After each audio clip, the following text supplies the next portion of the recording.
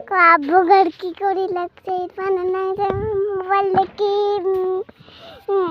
ওদিকে দিদিগুলো বাবা হাও দিয়ে থুতে অতি হেরাং মারাও দেখো ইটগুলো দেখছেন কানে শুনুন না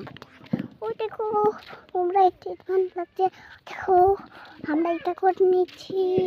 আর ও দেখো গাড়িগুলো চলে গেছে দেখো এইটা মানছি আমি আমি কুতু দিয়েছি